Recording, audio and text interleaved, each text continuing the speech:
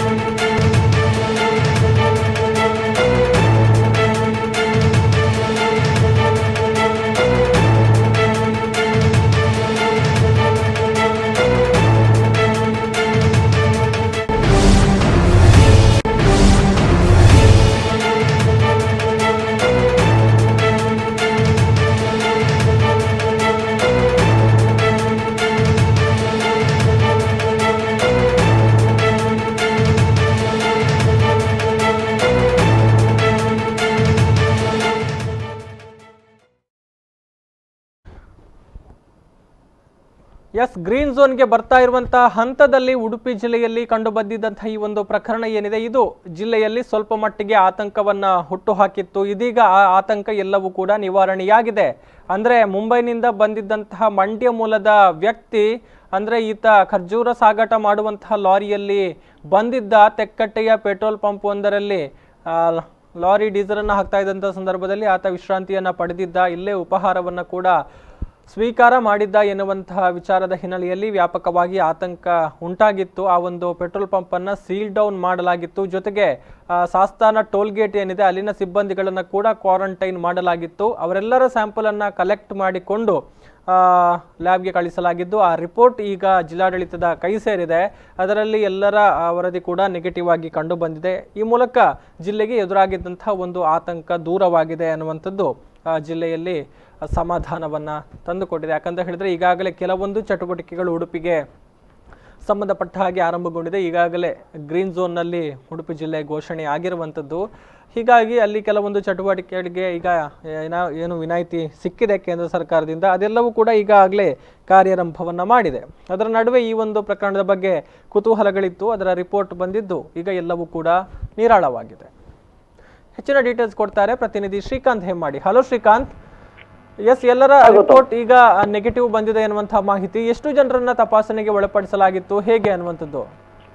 ಹೌದು ಗೌತಮ್, ಕಳೆದ 5 ದಿನಗಳಿಂದ ಸಾಕಷ್ಟು ಜಿಲ್ಲೆಯಾದ್ಯಂತ ಭೀತಿ ಹುಟ್ಟಿಸಿರ್ತಕ್ಕಂತಹ ಮಂಡ್ಯ ಕೊರೋನಾ ಪಾಸಿಟಿವ್ ಪ್ರಕರಣಕ್ಕೆ ಇದೀಗ ಸದ್ಯದ ಮಟ್ಟಿಗೆ ಸುಖಾಂತ್ಯ ಕಂಡಿರ್ತಕ್ಕಂಥದ್ದು. ಏನೋ ಒಂದು ಸೋಂಕಿತನ ಒಂದು ಸಂಪರ್ಕಕ್ಕೆ ಬಂದಿರತಕ್ಕಂತಹ 18 ಮಂದಿಯ ಪರೀಕ್ಷಾ ವರದಿಗಳು ನಿನ್ನೆ ದೊರೆತಿದ್ದು ಎಲ್ಲವೂ ಕೂಡ ನೆಗೆಟಿವ್ ಆಗಿ ಬಂದಿರತಕ್ಕಂಥದ್ದು. ಇದೀಗ ಸದ್ಯದ ಮಟ್ಟಿಗೆ ಉಡುಪಿ ಜನರು ಏನೊಂದು ನಿರಾಳರಾಗಿರ್ತಕ್ಕಂಥದ್ದು. ಏನೋ ಒಂದು ಏಪ್ರಿಲ್ 20ರಂದು ಆತ ಮುಂಬೈನಿಂದ ಖರ್ಜೂರ ಲಾರಿಯ ಮೂಲಕ ತನ್ನ ಊರಿಗೆ ಮಂಡ್ಯಕ್ಕೆ ಪ್ರಯಾಣವನ್ನ ಬೆಳೆಸಿದ್ದ. ಆದ್ರೆ ಏನೊಂದು ಏಪ್ರಿಲ್ 21ರ ಸಂಜೆ ಸುಮಾರಿಗೆ ಆತ ಒಂದು ಕುಂದಾಪುರ ತಾಲೂಕಿನ ತೆಕ್ಕಟ್ಟೆ ಪೆಟ್ರೋಲ್ ಬಂಕ್ ನಲ್ಲಿ ಒಂದು ತಂಗಿದ್ದ. ಅಲ್ಲೇ ಕೂಡ ಆತ ಸ್ನಾನವನ್ನ ಮಾಡಿ ಮತ್ತು ಉಪಹಾರವನ್ನು ಮುಗಿಸಿ ಅಲ್ಲೇ ರಾತ್ರಿ ಹೊತ್ತನ್ನು ಕಳೆದು ಮತ್ತು ಅಲ್ಲಿಂದ ಮುಂಜಾನೆ ಆತ ತನ್ನ ಊರಿಗೆ ತೆರಳಿರ್ತಕ್ಕಂಥದ್ದು. ಆದ್ರೆ ಏನೊಂದು ತನ್ನ ಊರಿಗೆ ತೆರಳಿರ್ತಕ್ಕಂಥ ಆತನಿಗೆ 24ನೇ ತಾರೀಕಿನಂದು ರೋಗದ ಲಕ್ಷಣ ಕಂಡು ಬಂದಿತ್ತು. ಆದ್ರೆ ಆತನ ತಕ್ಷಣಕ್ಕೆ ಕ್ವಾರಂಟೈನ್ಗೆ ಒಳಪಡಿಸಿ ಏನೊಂದು ಏಪ್ರಿಲ್ 27ರಂದು ಆತನ ವರದಿ ಬಂದಿತ್ತು. ಆದ್ರೆ ಅದರಲ್ಲಿ ಪಾಸಿಟಿವ್ ವರದಿಯಾಗಿ ಪತ್ತೆಯಾಗಿತ್ತು. ಆ ಬಳಿಕ ಆತನ ಏನೊಂದು ಟ್ರಾವೆಲ್ ಹಿಸ್ಟ್ರಿಯನ್ನ ಗಮನಿಸಿದಾಗ ಎಲ್ಲರೂ ಕೂಡ ಭಯಭೀತರಾಗಿದ್ರು. ಆತ ಕುಂದಾಪುರದ ತಾಲೂಕಿನ ತೆಕ್ಕಟ್ಟೆ ಪೆಟ್ರೋಲ್ ಬಂಕ್ ನಲ್ಲಿ ರಾತ್ರಿ ಹೊತ್ತು ಕಳೆದಿರುವ ಬಗ್ಗೆ ಖಚಿತಪಡಿಸಿಕೊಂಡಿದ್ರು. ಆದ್ರೆ ಆತನ ಸಂಪರ್ಕಕ್ಕೆ ಬಂದಿರತಕ್ಕಂತಹ ಟೋಟಲ್ ಆಗಿರ್ತಕ್ಕಂಥ ಅಂತ ಹೇಳಿದ್ರೆ ತೆಕ್ಕಟ್ಟೆ ಪೆಟ್ರೋಲ್ ಬಂಕ್ ನ ಮಾಲೀಕರು ಸೇರಿದಂತೆ 12 ಮಂದಿಯನ್ನ ಮತ್ತೆ ಟೋಲ್ ಗೇಟ್ ಸಿಬ್ಬಂದಿಗಳನ್ನು ಕೂಡ ತಕ್ಷಣ ಕ್ವಾರಂಟೈನ್ಗೆ ಒಳಪಡಿಸಿ ಅವರ ಪರೀಕ್ಷಾ ವರದಿಗಳನ್ನ ಪ್ರಯೋಗಾಲಯಕ್ಕೆ ಕಳಿಸಲಾಯಿತು. ಆದ್ರೆ ನಿನ್ನೆ ದಿನ ಸಂಜೆ ಅವರ ಎಲ್ಲ ಪರೀಕ್ಷಾ ವರದಿಗಳು ಬಂದಿದ್ದು ಎಲ್ಲವೂ ಕೂಡ ನೆಗೆಟಿವ್ ಆಗಿರುವಂತದ್ದು ಗೌತಮ್. ಎಸ್, ಅಂದ್ರೆ ಸಾಮಾನ್ಯವಾಗಿ ನಾವು 2 ಬಾರಿ ರೆಗ್ಯುಲರ್ ಇಂಟರ್ವಲ್ ನಲ್ಲಿ ಈ ರೀತಿ ಅವರನ್ನ ತಪಾಸಣೆ ಮಾಡುವಂತಹ ಒಂದು ವಿಚಾರವನ್ನ ನಾವು ನಾವು ಗಮನಿಸ್ತೇವೆ. ಸೊ ಇನ್ನೊಂದು ಬಾರಿ ಇವರ ಪರೀಕ್ಷೆ ಆಗುತ್ತಾ ಅಥವಾ ಈಗ ಸೀಲ್ ಡೌನ್ ಆಗಿದೆ ಪೆಟ್ರೋಲ್ ಪಂಪ್, ಇದರ ಗತಿಯನ್ನು ಸೀಲ್ ಡೌನ್ ತೆರವಾಗುತ್ತಾ ಹೇಗೆ ಹನುಮಂತ ಶ್ರೀಕಾಂತ್? ಈಗ ಖಂಡಿತವಾಗಿಯೂ ಗೌತಮ್, ಅಂತ ಹೇಳಿದ್ರೆ ನಿನ್ನೆ ಕೂಡ ಅವರ ವರದಿಗಳು ಎಲ್ಲ ನೆಗೆಟಿವ್ ಬಂದಿರತಕ್ಕಂಥದ್ದು. ಆದ್ರೆ ಅವ್ರು ಯಾರನ್ನು ಕೂಡ ಮನೆಗೆ ಬಿಟ್ಟಿರಲಿಲ್ಲ. ಅಂತ ಹೇಳಿದ್ರೆ ಕಳೆದ ಒಂದು 14 ದಿನಗಳಿಂದ ಏನಂತ ಹೇಳಿದ್ರೆ ಇನ್ನೂ ಒಂದು 14 ದಿನಗಳ ಒಳಗೆ ಅವರು ಏನೊಂದು ಕ್ವಾರಂಟೈನ್ಗೆ ಒಳಪಡಬೇಕಾಗುತ್ತೆ. ಆ ಬಳಿಕ ಮತ್ತೊಂದು ವರದಿಯನ್ನ ತರಿಸ್ಕೊಳ್ಬೇಕಾಗುತ್ತದೆ. ಆ ನಂತರ ಏನು ಎತ್ತ ಅಂತಕ್ಕಂಥದ್ದು ಮುಂದಿನ ನಿರ್ಧಾರವನ್ನ ಜಿಲ್ಲಾಡಳಿತ ಕೈಗೊಳ್ಳಲಿಕ್ಕಿದೆ ಗೌತಮ್. Okay, yes. ಇನ್ನು ಸೀಲ್ ಡೌನ್ ನ ಪ್ರಕ್ರಿಯೆಗಳು ಹೇಗೆ, ಅದು ತೆರವಾಗುತ್ತಾ? ಪೆಟ್ರೋಲ್ ಪಂಪ್ ಅನ್ನ ಸೀಲ್ ಡೌನ್ ಮಾಡಿದ್ದಾರೆ, ಅದರ ವಿಚಾರಗಳು ಏನು ಅಂತ? ಅದೇ ಈಗ ಅಂತಂದ್ರೆ ಇವರ ಕ್ವಾರಂಟೈನ್ ಅವಧಿ ಮುಗಿದ ಬಳಿಕ ಅದರ ವಿಚಾರವಾಗಿ ಅಲ್ಲಿ ಅಂತ ಹೇಳಿದ್ರೆ ಜಿಲ್ಲಾಧಿಕಾರಿಗಳು ಮತ್ತೆ ಜಿಲ್ಲಾಡಳಿತ ಏನೊಂದು ಆ ಬಗ್ಗೆ ತೀರ್ಮಾನಕ್ಕೆ ಬರಲಿದೆ. ಮುಂದಿನ ತೀರ್ಮಾನವನ್ನ ಜಿಲ್ಲಾಡಳಿತವೇ ಕೈಗೊಳ್ಳಲಿದೆ ಗೌತಮ್.